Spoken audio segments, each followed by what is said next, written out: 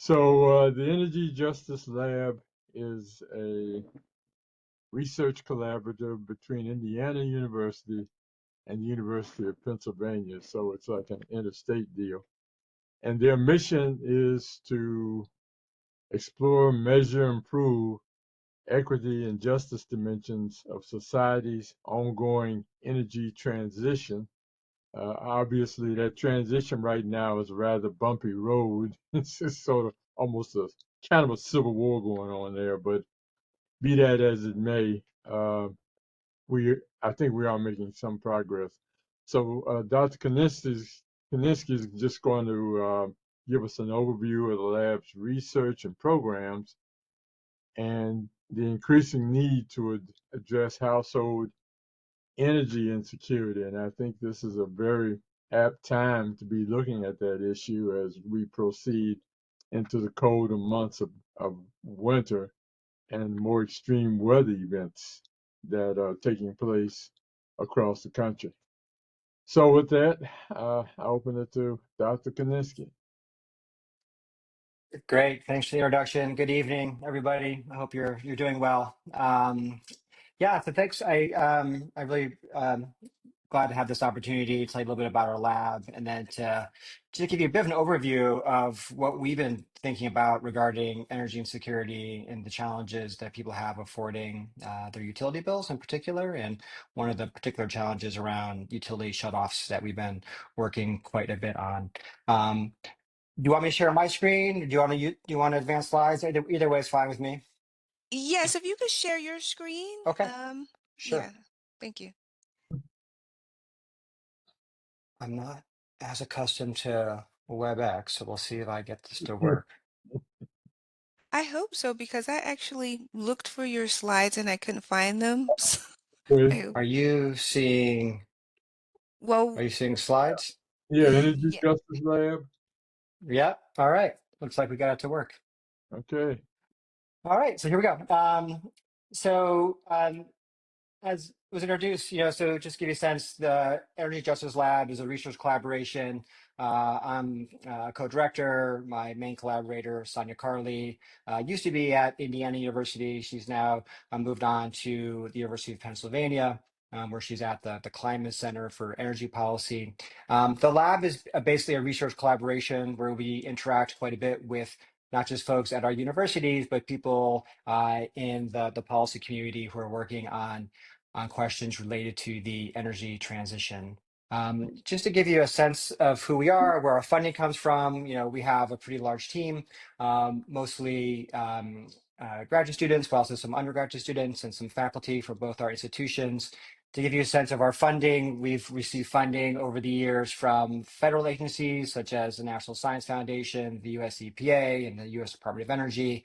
We've had support from foundations such as the Sloan Foundations and the JPAL operation, which is at MIT. So we have a variety of funding sources. They're very much project-based. We don't have support for sort of operations, if you will, but very much focused on the different research projects that we have underway. And sort of the starting point for our lab is, thinking about the clean energy transition. And in our view, we spend a good amount of time talking about the benefits, and nothing that we work on is to diminish the benefits of transitioning towards cleaner sources of energy, right? I list some of the obvious ones here. And these are all obviously incredibly important and urgent. But the focus of our work is to kind of ask the question of, yes, but, right, was not only do we have these benefits of the clean energy transition, but we also have concerns and want to be mindful about people and communities who might be adversely affected by the transition in some way. That could be everything from fossil fuel communities, which we've worked with, let's say in Appalachia, to folks in the auto industry who might be facing some job insecurity as we transition away from traditional cars to electric vehicles, to folks who struggle to pay their energy bills, right? And that's kind of the focus of my presentation, this evening.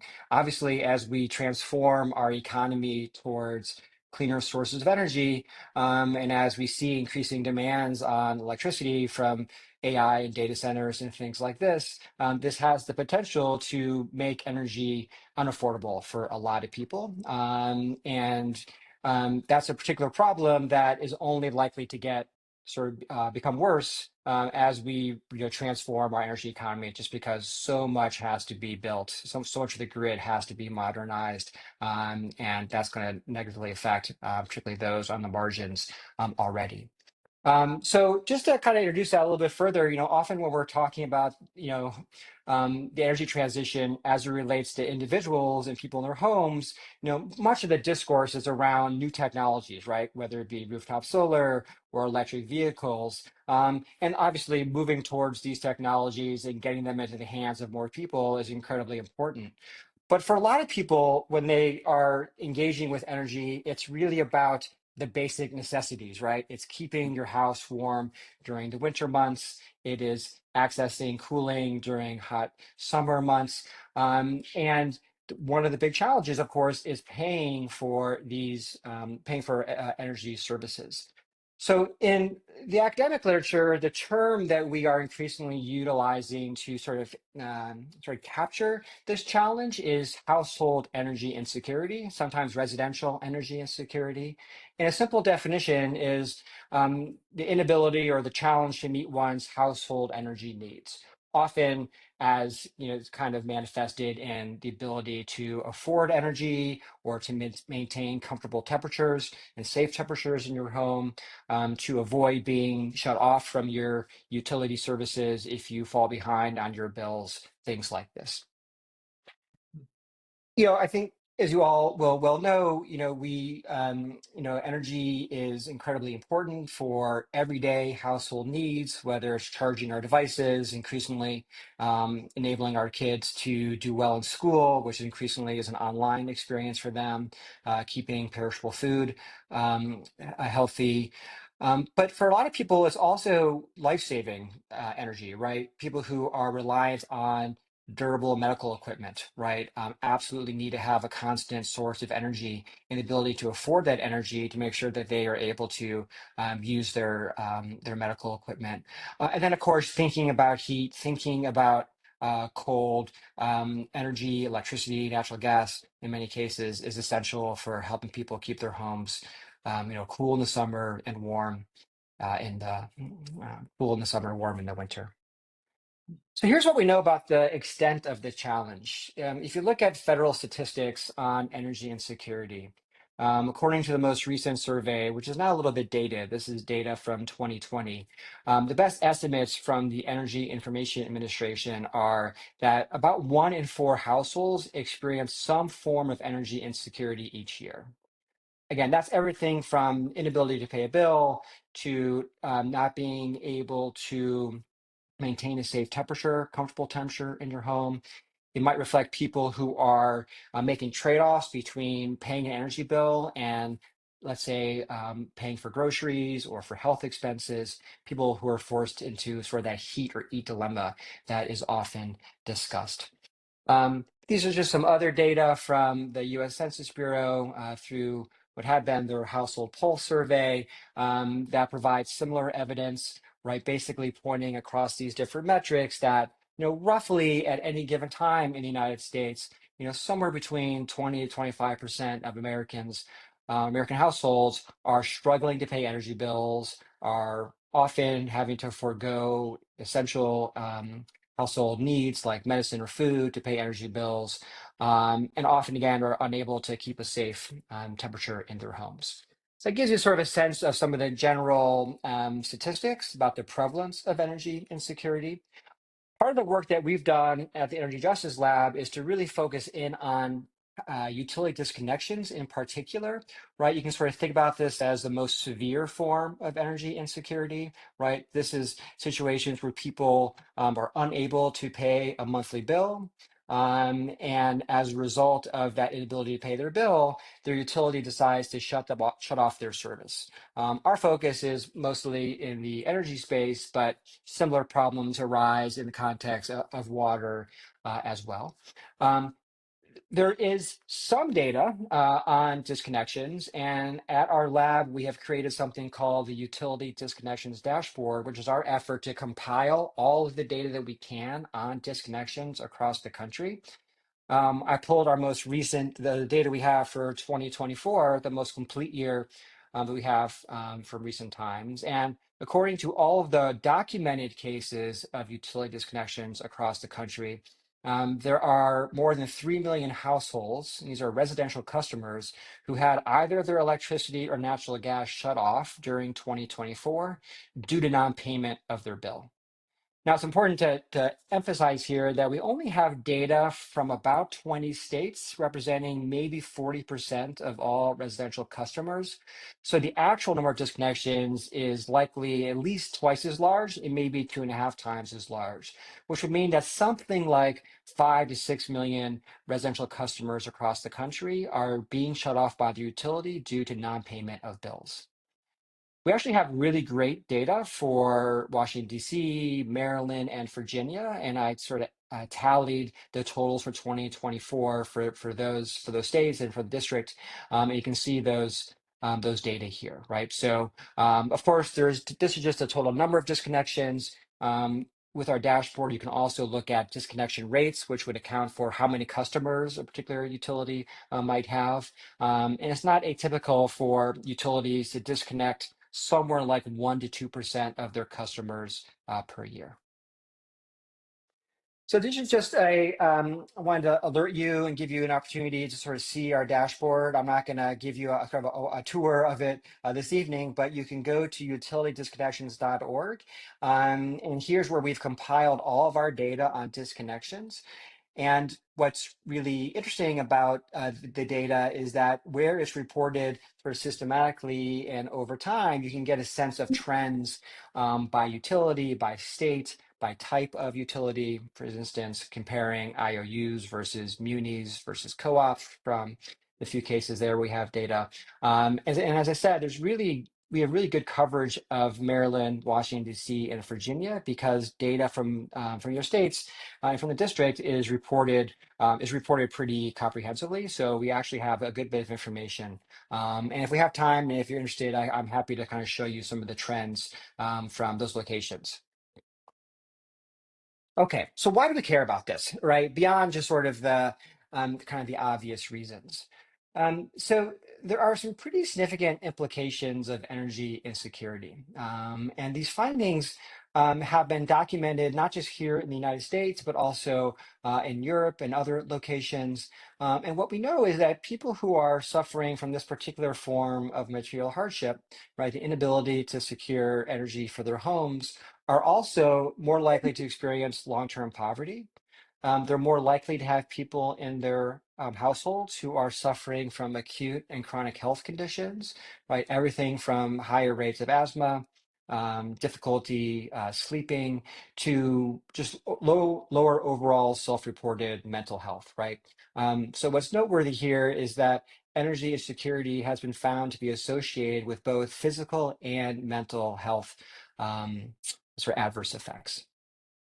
The other thing to note is that there's good literature now in sociology in particular, showing that children who are living in homes where parents are struggling to pay energy bills are more likely to face a whole slew of adverse outcomes, both health related as well as food insecurity. And then, of course, there's social implications through stigmatization and struggles in school.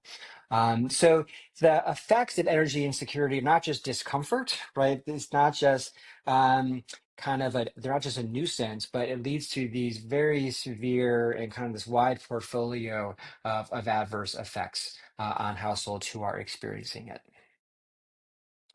So what do we know about who is disconnected most often? And what I wanted to emphasize here is that it's not just people who are low income or living what we might consider to be in poverty or something like this. Is that even when you control for income, and this is coming out of research that my group at the Energy Justice Lab has done, there are other characteristics of individuals and households that are correlated or associated with all different forms of energy insecurity, whether we're talking about the ability to pay a utility bill or with kind of the likelihood that one loses access to energy through a shutoff or disconnection.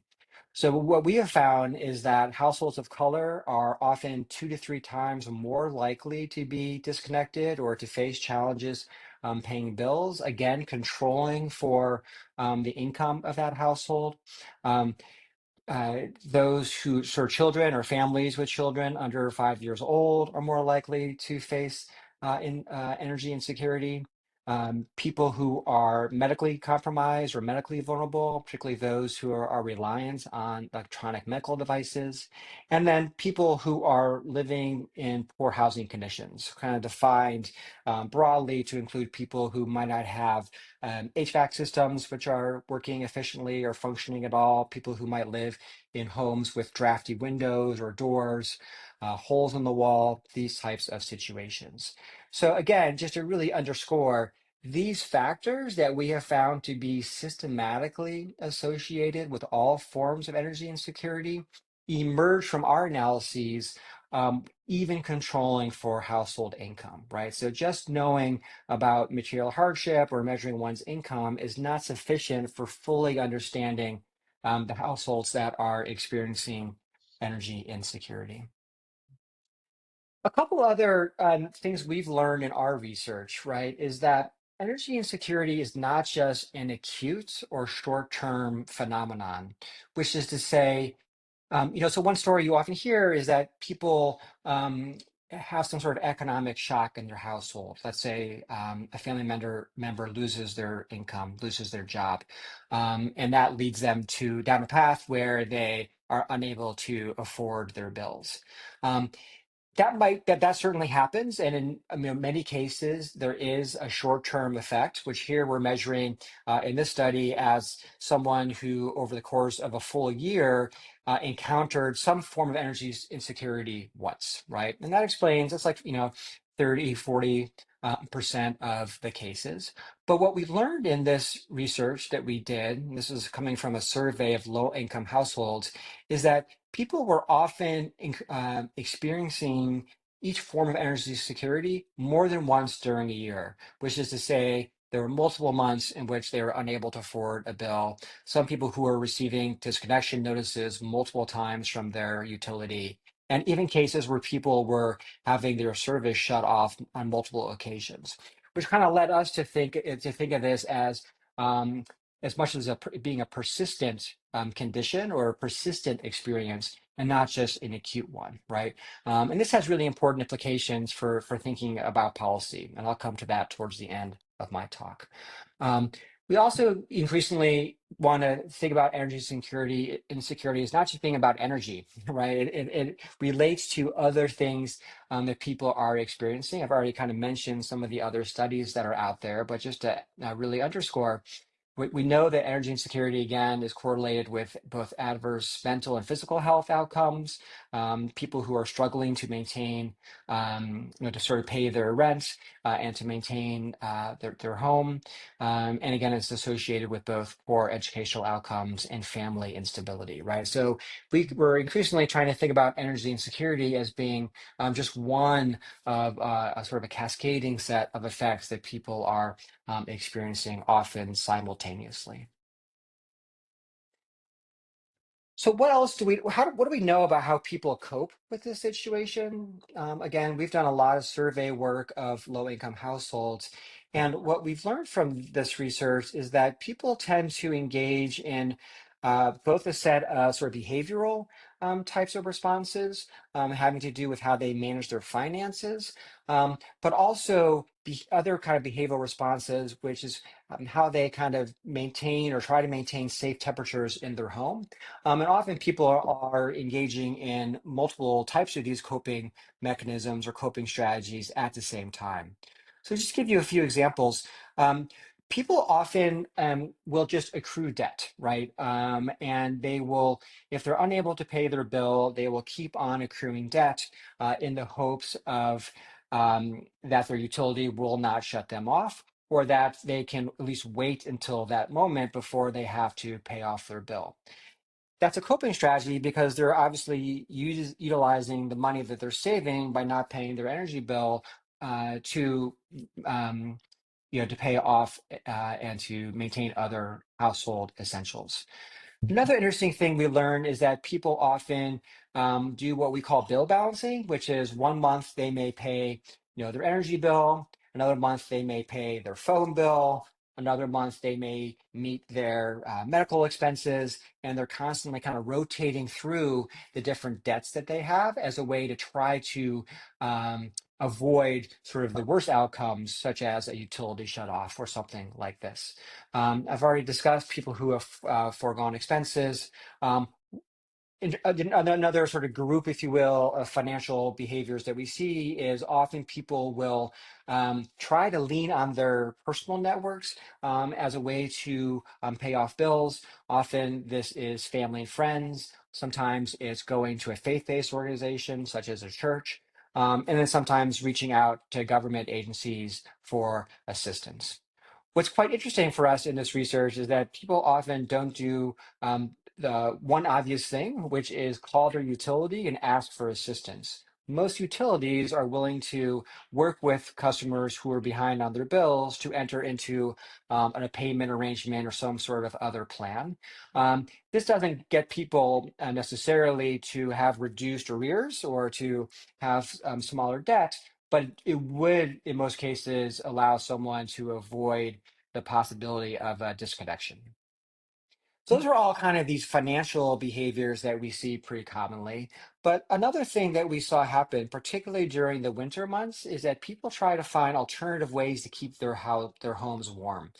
And this is everything from utilizing their kitchen stove as a heating source, plugging in sort of space heaters. We have reported cases of people setting fires in their homes, often burning trash as a way to keep warm. People who disconnect their dryer vents and use that as a heating source. Some of these behaviors are quite dangerous and can have really tragic consequences in terms of fires, inhalation of toxic smoke, and things like this. But it's an example of the kinds of coping strategies that people will often pursue as a way to keep warm during the winter months. So as I'm concluding here, I just wanted to spend a few minutes talking about policy, right? And typically, when people are thinking about disconnections in particular, they look toward policies that states have put in place. Sometimes this comes through legislation, which actually recently happened in the state of Virginia. Other times it comes through decisions made by public service commissions. And we kind of bundle these into a couple of different categories. One set of protections would probably get the most or probably or best known, I guess, would be either winter or summer moratoria on disconnections. Sometimes these are temperature based, sometimes these are date based. Most states in the US have these kinds of utility disconnection protections in place during the winter months. About I think it's like 43, 44 states have such winter based protections. Only about I think it's about 22, 23 states now have summer protections to help people during extreme heat. So these policies kind of vary in their stringency or their coverage. In some cases, they're absolute standards, which cover all residential customers during particular extreme weather, by temperature, or during particular periods of time, winter months, summer months, things like this. But in other cases, they are quite restrictive in who the protections apply to. Just to give you an example, from my own state here in Indiana, for our winter-based moratorium, it only applies to people who are eligible for federal energy assistance and who have applied for federal energy assistance. So it actually only covers a particular population within the state of Indiana. And every state, or many states, I should say, have these kinds of contingencies attached to their winter and summer moratoria. In addition to those kind of pretty well-known kinds of protections, states often have protections for people with medical conditions. That's probably the next most popular. And then a little more hit or miss, Some states also have protections for homes where there are young children or elderly, people with disabilities, and veterans as well. And then finally, there's quite a bit of variation in what we'll sort of categorize as notification requirements, which is the rules around how utilities have to inform their customers when they may face a disconnection. These vary from the bare minimum. You just need to send someone a notification through the mail. In other states, there may also be requirements that there be multiple phone calls or door knocks and things of that nature. There are also differences in how much time in advance people are informed of a pending disconnection.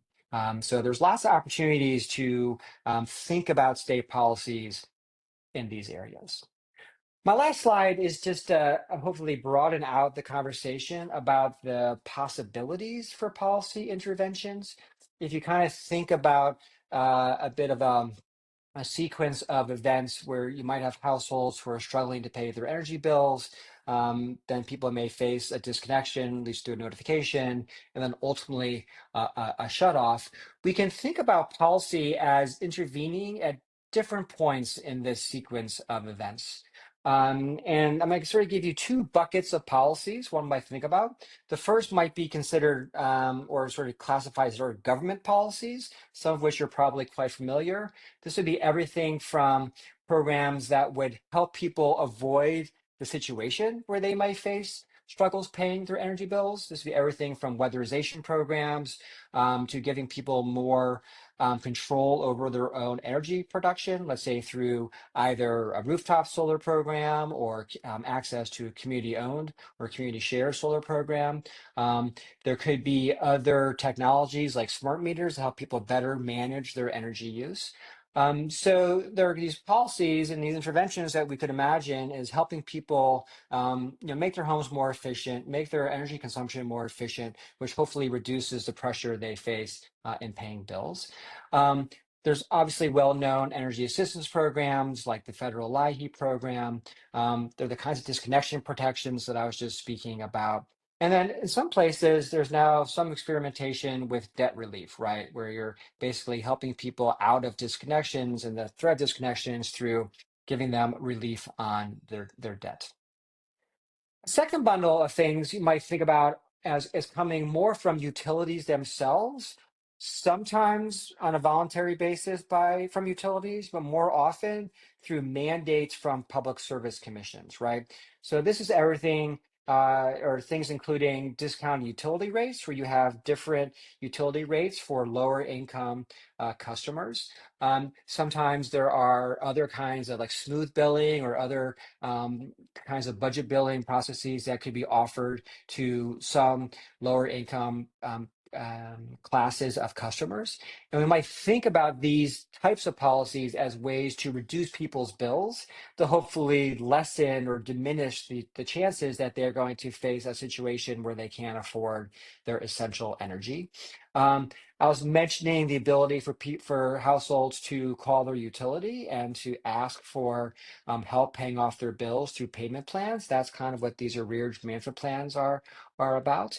And then there are other kinds of programs that are more other kinds of discounts on bills that are happening in some places. For example, these percentage of income payment plans, where rather than play a flat rate for your electricity, it's based on your total household or family income. All these kinds of policies are potential interventions that might happen earlier in this sequence of events to hopefully sort of reduce the number of people who face disconnections. So that's just some food for thought of the different kinds of policies that we could invest our efforts in. And with that, I'll say thank you and look forward to your questions and the conversation. Okay. Thank you very much. This is a very informative presentation, and it looks like it's like your group. Um, I mean, they did a really deep dive, and I don't know. Some of us here may know of friends or acquaintances or been in those situations ourselves in years past where the money didn't flow like the like the electricity did.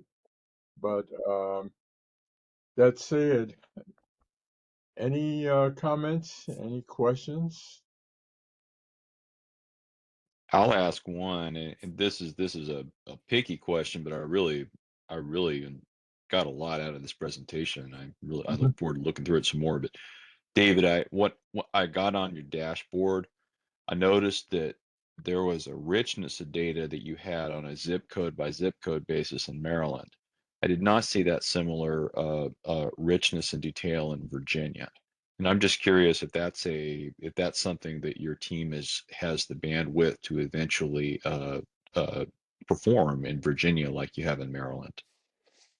Yeah, thanks for that question. Um, the bandwidth, yes, it's not an issue of capacity. What's challenging is that Oh, we put up the data as okay. it's reported, right? So um, where we have data reported at the utility level, we put it up at the Okay. utility level.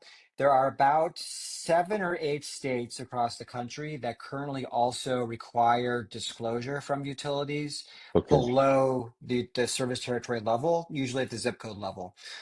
So Maryland is one of those states. Got it. Virginia is not one of those states, right? Thank you. That So that that's, resonates a lot. yeah. So I would love to have that. First of all, I would love to have the full map, populated. But as Yeah. you'll probably notice if you play around a little bit, is that we only have reporting for these days about 22 states, I think, and then within those 22 states, we only have zip code reporting for 8, I think, 7 or 8. Got it. Um, so it's absolutely critical. I would argue, and when I am asked, this is what I tell public service commissions all the time, is that the more granular the data, the better for understanding the patterns that we see in Yes. disconnections. Thank you. That's a very Yep. illuminating answer. And what you say echoes with my dealings with the power companies in Virginia, and I think what COG staff's dealings is too, is that they're not obligated to share things that granular in general. And Mhm. this feels like a really unfortunate gap in data delivery that could be so helpful for us to kind of start to measure where these trends are getting more pronounced. Thanks. Yeah. I'll And just say one more thing real quick on that about Virginia, because I think Virginia is kind of an interesting case. So in most cases where we have data, the kind of the data flow is that the utility is being required to report this to the Public Service Commission. It's part of a docket. We go get the data from that docket. Virginia is different. Virginia does not have such a requirement. We get the data directly from the Public Utility Commission, but that's because we asked for it. To my knowledge, it is not actually made public to this point. It's not part of some docket, or it's just not part of. There's no mechanism by which that information is currently made public. We've obviously made that public, and we have their permission to do so. Yeah. But I So don't know that it's reported in the you same way that we see in other states. If that makes sense. Yeah. you asked the State Corporation Commission in Virginia to provide that data then. Correct. Got it. Thank you. So they have the data, and it goes back to I think like 2010 or something, which is quite comprehensive as far as this goes across the country. So there's really rich data in Virginia. It's just not as publicly available that compared to other states for whatever reason, and I don't know the backstory on that. Yeah. Cool. Well, I'm happy to dig into that more. Thank you. Yeah. It might be an issue to take up with the new governor when she takes office. And, you know, I Chair, don't if know. I could If I could Mm-hmm. jump in here, I know we have a lot of questions and hands up, so I wanted to pick up on something that William said. And so, David, I want to Mm-hmm. thank you again for this great presentation. I have couple questions and ask if you could send your presentation again. I've been looking feverishly for it and I didn't see it in my email. So if you can send it to me again, that's one. And then secondly, I wanted to invite you to another meeting that I'm planning on Thursday where we're having a discussion talking about LIHEAP energy assistance programs. It will be recorded if you're not able to attend. I know that you are a professor, but we're having a panel discussion. We've invited the state offices that run the LIHEAP programs, as well as 2 of the utility companies in the region, BG&E and PEPCO, and we're talking about sort of obviously the status of LIHEAP programs, energy assistance programs, any contingency plans that they have in light of, federal funding not ever returning or back up to its levels that it's been in the past. And so this an additional conversation to what we're having tonight. And I think a lot of what you just presented feeds very much into the conversation that we're having on Thursday with this panel discussion. So you're invited to that if you can attend. If not, we'll have the recording available to you and likely maybe invite you back to another meeting. And then secondly, part of the other work that we're doing with our environmental justice toolkit, we were talking about metrics. How do local governments, even COG, even further measure the benefits or how their local government environmental justice programs are doing within the community. Right now, the metrics is just really looking at sort of although that quantitative is not quite a bad thing, but just kind of looking at, number of outreach, how many community members are attending your meetings, that sort of thing. But we really are thinking through what are some of the policy metrics that we could sort of include into this toolkit. And I think what you mentioned, like, comparing utility shutoffs from year to year. Is the work that your local governments are doing in terms of equity and environmental justice actually impacting the community in a positive way? And so I think, again, just like hats off to what you all are doing there and really kind of digging in and using a lot of the information that you've presented. So, yeah, I'll hand it off to rest of the folks. Okay. Julie had put a question in the chat. Sometime around. Yeah, Julie asked, are you still getting Still getting funding? federal funding. Yes. So the utility disconnections dashboard has, I think I have this right, I don't think it's ever received federal funding. It's possible that we had an NSF grant that Yeah. at some point, the survey work I was describing, that was an NSF grant. But the rest of this project is foundation funding now. So we've been a little bit insulated from the recent federal funding freezes and effects. We have other projects where we are doing a project in the city of Cincinnati with a bunch of community partners where we're interested in understanding energy and security outcomes, and we are doing basically physical upgrades of low income subsidized housing in downtown Cincinnati. We're doing weatherization and we're doing electrification, and we're sort of tracking people over time to see how that affects their ability to pay bills. That was an EPA funded project. It is no longer an EPA funded project. We lost our funding on that one maybe this past April. So it was sometime pretty early on. But we were able to find alternative funds to keep that going a little bit. So we're excited about that. And then we have a Department of Energy grant that's about community engagement around large scale solar projects. I think utility scale solar projects, which still has federal funding, but it's one of those where it's day to day, right? I just don't really know what the future of that holds. So, but we still have it to this point. So yeah, like everybody else working in this space, it's pretty tenuous at the federal level, but we're doing our best to persevere through that. Maybe we can get Elon to start a foundation of his own so we can get a little bit of $1 trillion he's getting off of his salary upgrade. All right. Any other questions? Yes. If I may, Chair. Yes. Thank you for being here. I'm wondering if if disconnections for reasons other than inability to pay are considered part of energy insecurity, or if they're not, if they're otherwise just something that y'all are researching lately. Yep. And I'm wondering, related to grid reliability, as far as high load users and things like that, because we certainly have a lot of them in Virginia. Are you do you have an opinion on the developments with sort of the PJM critical issue fast path stuff that they're working on? Discouraged, encouraged? Yeah, I think that's enough question. Okay. Yeah. So the data I was showing you and the data that we have in our dashboard only include reported disconnections due to non-payment, right? That's what they include. So the utilities, when they report, have filtered out people who are, let's say, moving, right, or they've closed, like, or some situation of transition like that.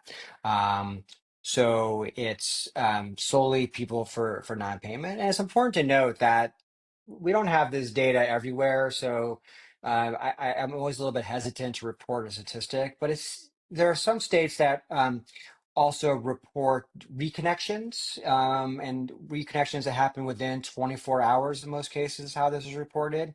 And it's true that about half the cases for the data for what we do have, people who are disconnected due to non-payment are reconnected within 24 hours, right? So often, I think most of the disconnections is due to legitimate hardship, people who really can't afford their bills, but it's also people who probably just forgot to pay their bill, but had the resources and kind of figured it out and got reconnected relatively quickly.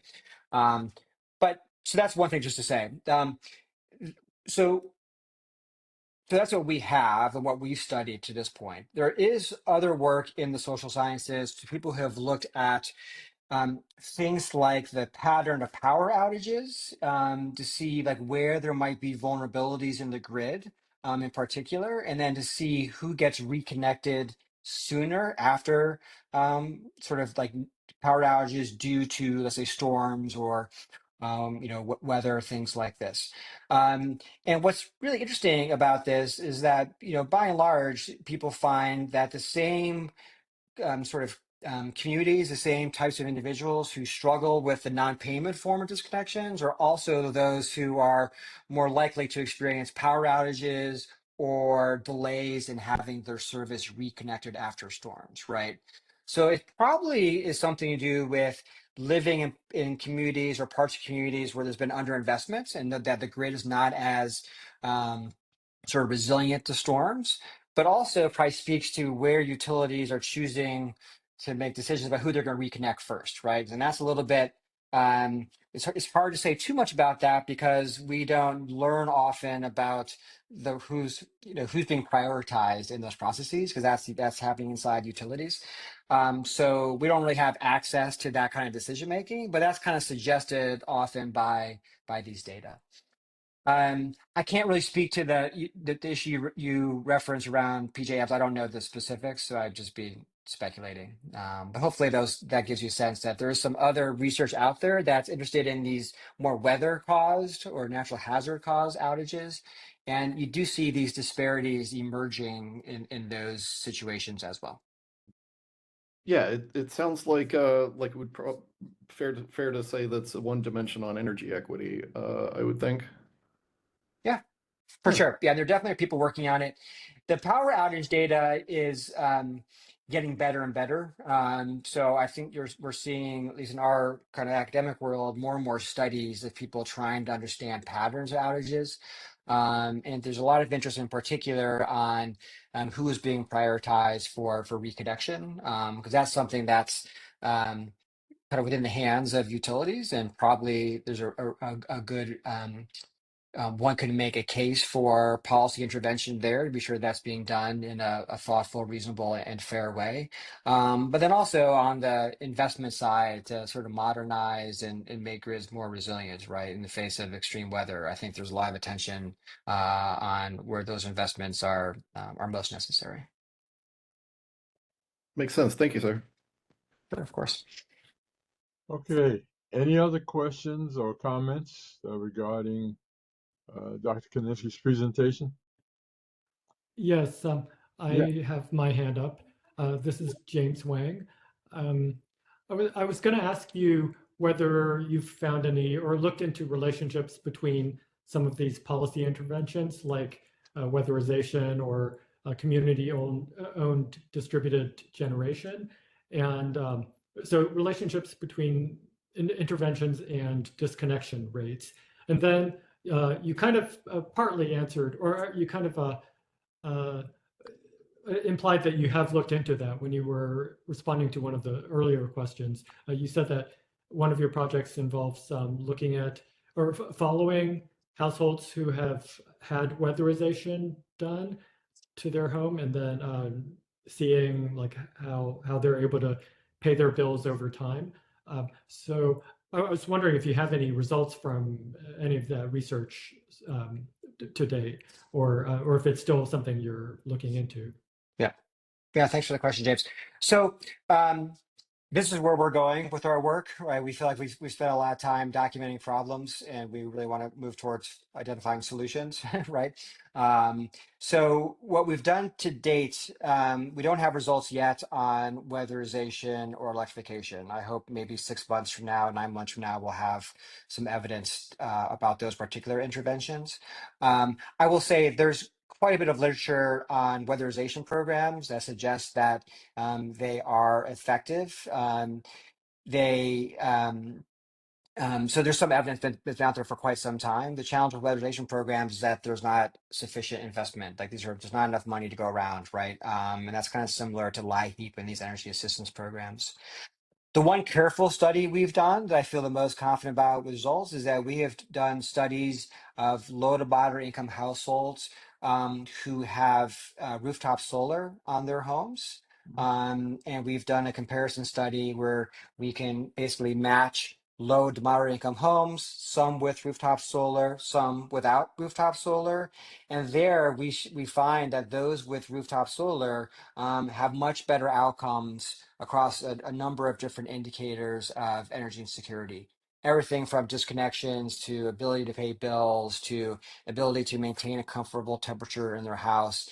Interestingly, the ability to pay other energy bills, right? As we're kind of seeing these spillover effects in their homes. So it seems that rooftop solar, if you're able to access it, of course, there's huge barriers to getting low-income households the ability to access rooftop solar. I'm not diminishing that at all. But once in place, actually makes a big difference in terms of reducing energy insecurity. So that's the one area that we've studied. Again, we have interest in studying weatherization, electrification, like kind of moving from, let's say, natural gas furnaces to heat pumps, for example, like more efficient residential technologies. So I think that's the direction we're headed, but only have that one study where I feel we have some sort of definitive findings to this point. I see. Very interesting. Thanks. Yeah, thank you. Okay, thank you very much. If there are no other questions, we've reached the point for our next agenda item. Again, thank you very much, Dr. Konisky. And we look to get an update from your project sometime in the not too distant future. Sounds great. Thanks for having me, Leah. I will definitely send you slides. Great. Let me know. Thank Let me you. know about Thursday, the event. I'll see if I can make it work. Sure. Or invite anyone else. That would be great. All I'll right. follow up with an email. Thank you so much. Awesome. Have a nice night, everybody. Bye-bye. Thank you. Bye. Okay, you do the same.